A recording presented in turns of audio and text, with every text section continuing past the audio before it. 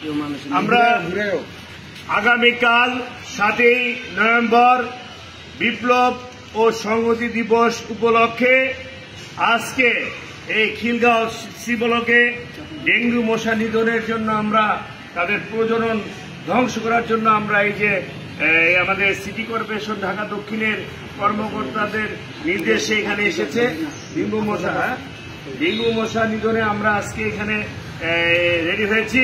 আমাদের এই এলাকার মাটি ও মানুষের নেতা জনতা মির্জা আব্বাস এবং এই এলাকার ঢাকা 9 আসনের ধানের শীষের কান্ডারি আমাদের সকলের প্রিয় বাংলাদেশ জাতীয়তাবাদী মহিলা দলের সভাপতি আফরোজা আব্বাস ভাবির নির্দেশে 7ই নভেম্বর বিপ্লবী ও সংহতি দিবস উপলক্ষে আমরা এই ডেঙ্গু মশা নিধনের প্রকল্প হাতে নিয়েছি।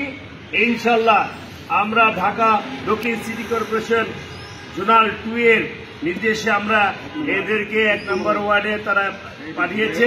তারা এই সংরক্ষণী এরিয়া খেয়াল রাখবে, ডেঙ্গু মশা নিধনে তারা কাজ করবে। আমরা তাদের সাথে সহায়তা করব। আমার পাশে খিলগাঁও থানা বিএনপির সদস্য সচিব মামুনুর রশিদ আকন্দ রয়েছেন, আমার পাশে রয়েছেন খিলগাঁও থানা 1 নং ওয়ার্ড বিএনপির সিনিয়র সহসভাপতি মাহফুজুর রহমান, রয়েছেন সাংগঠনিক সম্পাদক হাজি কামাল, রয়েছেন সহসভাপতি হারুনুর রশিদ, যুব নেতা আমাদের হাবিবুর রহমান হাবিব, আমাদের বামে আছে যুগ্ম আহ্বায়ক যুব দলের হাফিজ, আমার পাশে আছে যুব নেতা কালু, যুব নেতা রাসেল, আমার এই ভাই আছে এই এলাকাবাসীর পক্ষ থেকে এই ভাই আমাদের সহায়তা করছে, উনিও বিএনপি নেতা এনামুল ভাই।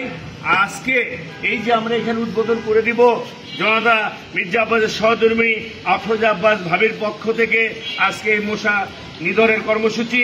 ডেঙ্গু মশা যেভাবে বেড়ে গেছে, এই মশা যদি প্রজনন আমরা ধ্বংস না করি তাহলে আমাদের স্বাস্থ্য একটা হুমকি এসে পড়েছে, তাই না? তাই আমরা এই এলাকাবাসীরও সহায়তা চাই। আপনারা যার বাড়ির আঙিনা আপনারা পরিষ্কার রাখবেন এবং আপনাদের 2 বাড়ির মাঝখানে যে একটি গলি থাকে সেখানেও পরিষ্কার রাখবেন।